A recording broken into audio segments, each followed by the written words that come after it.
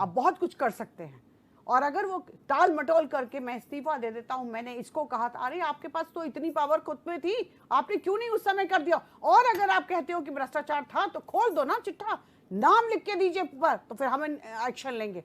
इसीलिए तो सीबीआई नहीं ला रहे हो, क्योंकि एसआईटी को आप यहाँ पे रोक दोगे। जिस दिन एस राजू और बडोनी गिरफ्तार हो गए उस दिन सारी पोल पट्टियां खुल जाएंगी, उस दिन हाकिम की भी पोल पट्टियां खुल जाएंगी और FIR।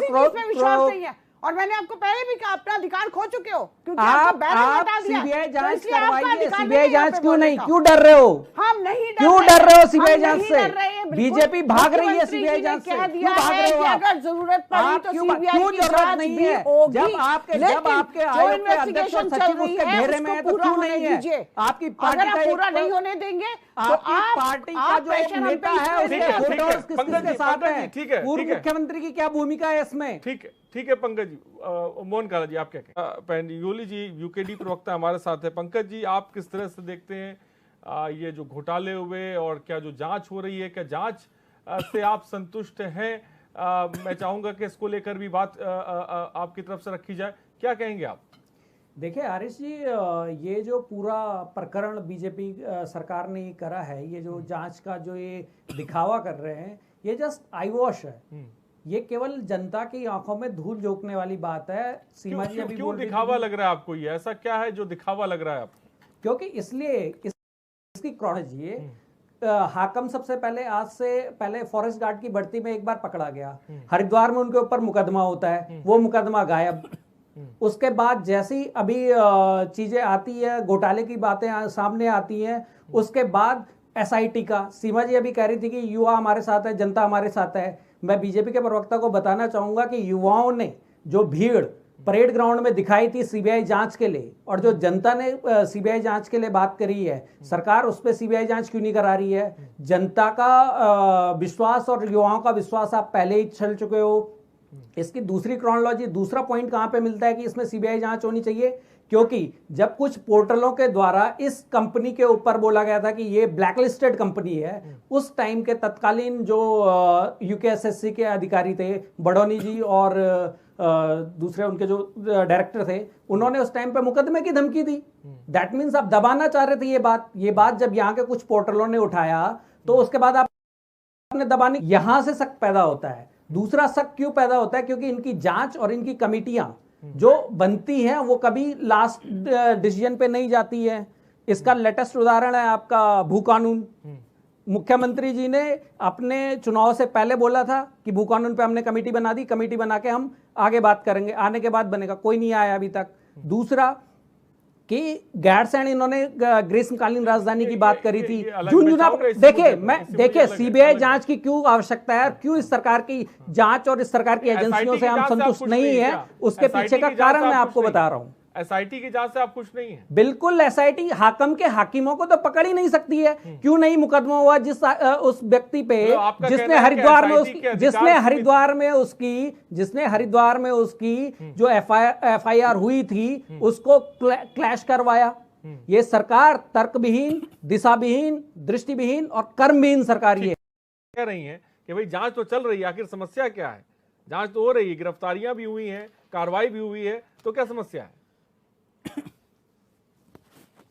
हम सारे सक्रिय राजनीति में हैं और राजनीति का जो एक गीता, बाइबल या फिर कुरान बोल रहे हो वो है संविधान। उसकी पहली लाइन में लिखा है we the people of India, हम भारत के लोग, जहां ये सारी राजनीतिक शक्तियों को लेते हैं। तो सबसे बड़ी बात है जब जनता बोल रही है कि करवाओ जांच, करवाओ जांच, करवाओ जांच, बीजेपी कहती है who the people of India, who the people of Uttarakhand, ये क्यों बताएंगे हमें? हम जो चाहेंगे वो कराएंगे, एसआईटी की जांच कराएंगे, सीबीआई की जांच कराएंगे, ईडी की कराएंगे, किसी की जांच कराएंगे। आपको एसआईटी पे भरोसा नहीं है क्या? बिल्कुल एसआईटी पे भरोसा नहीं है। तो फिर सीबीआई पे भरोसा है? उसके भी नहीं। सीबीआई का जांच जो है वो एक हाईकोर्ट के सिटिंग जज के चेयरमैनशिप में हो तो हमें सीबीआई पे भरोसा है। और दूसरी बात, मतलब नहीं तो सीबीआई पे भरोसा नहीं है? देखिए सीबीआई पे हमें एसआईटी से ज्यादा भरोसा है।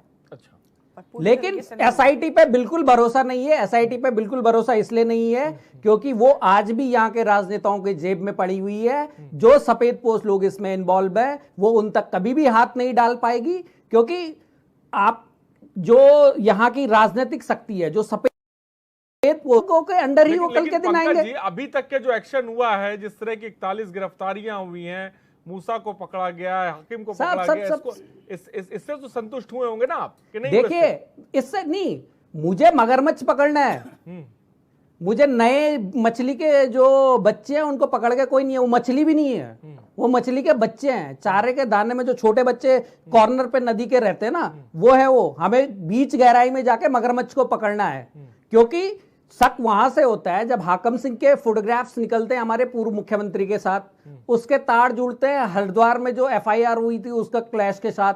उसके बाद आके जब एस राजू के ऊपर कोई वो एक्शन नहीं होता है, बडोनी जी के ऊपर कोई एक्शन नहीं होता है, क्यों?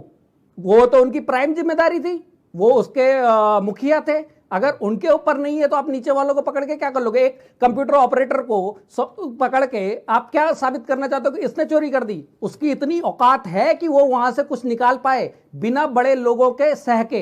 या हाकम सिंह इतना बड़ा आदमी हो गया कि राज्य की एलआईयू उसको नहीं पकड़ पा रही है, इंटेलिजेंस उसको नहीं पकड़ पा रही है, और बच्चे रामनगर के रिसोर्ट में, धामपुर के रिसोर्ट में, देहरादून में, रायपुर में, यहां पे इकट्ठे हो जाते हैं। 4 लोग अगर कुछ काम करने के लिए कर दे तो पुलिस तो सूंघ के पहुंच जाती है। इतनी बड़ी संसाधन आए भी अगर इस तरीके से इनको पता नहीं चल रहा है तो ये तो हमारी सुरक्षा के लिए खतरा है। कल के दिन कोई भी आतंकवादी संगठन आके हमारे उत्तराखंड को वैसी कर लेगा। हमारा बॉर्डर स्टेट है, नेपाल से हमारा बॉर्डर लगता है, चाइना से हमारा बॉर्डर लगता है, चाइना के साथ वैसे भी तनातनी है। आप ये बताइए, अगर आपको इतने सारे इतना बड़ा ऑपरेशन का पता नहीं चला तो फिर आप क्या हमारी सुरक्षा, उत्तराखंड की सुरक्षा किसमें है? सेकंड चीज, सेकंड एक बात मैं और बोलना चाहता हूं कि वही एस राजू और वही बडोनी जी हैं जिन्होंने पोर्टल को धमकियां दी कि अगर आपने बोला कि ये ब्लैक लिस्टेड है तो आपके ऊपर मानहानि होगी, आपके ऊपर मुकदमा दायर होगा। तो क्यों ना हम शक करें एसआईटी के ऊपर, क्यों हम इस सरकार पे भरोसा करें जिसने हाकम सिंह की पहली जो एफआईआर थी उसको क्लैश करवाया? क्यों ना हम इन पे शक करें क्योंकि इन्हीं का जो नेता है जिला पंचायत सदस्य है? क्यों ना हम शक करें कि उसके धामी जी के साथ और जो पूर्व मुख्यमंत्री के साथ उसकी जो नजदीकियां दिखती हैं फोटोग्राफ से? ठीक है पंकज जी, आपकी बात आ गई। बड़ी बात आपने कही कि छोटे मोटे मामलों में तो पुलिस सूंघ के पहुंच जाती। इतना बड़ा ये खेल चल रहा था, इसके बारे में कोई क्यों नहीं भाप पाया? अमरिंदर जी, पंकज हाकिम सिंह के हाकिम कौन है, ये भी बड़ा सवाल है। पंकज क्या बोलेंगे आप? बहुत देर से मुस्कुरा रहे हैं, क्या सवाल है आपका?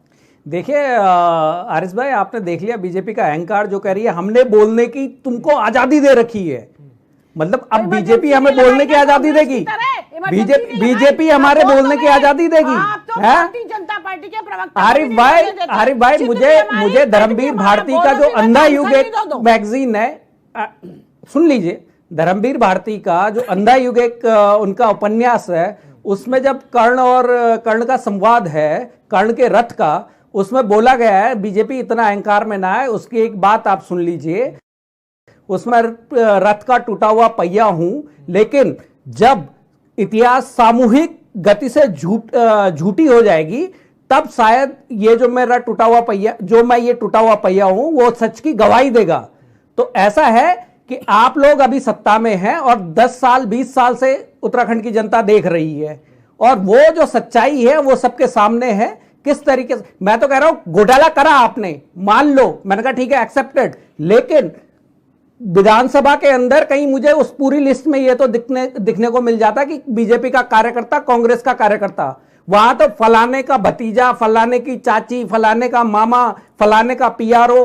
अरे किसी कार्यकर्ता का तो भला करते, आम उत्तराखंडी का तो भला करते, लेकिन इन दोनों की नीयत नहीं है। इसीलिए हमें यह है कि इस जांच को सीबीआई के द्वारा कराई जाए और हाईकोर्ट के सिटिंग जज की इसमें चेयरमैनशिप हो। मैं आपसे फाइनल कमेंट चाहता हूं जांच को लेकर, जो साफ तौर पे बात कही जा रही है, न्याय की बात है, एसटीएफ की जांच सरकार कर रही है, सीबीआई जांच के लिए वो राजी नहीं है।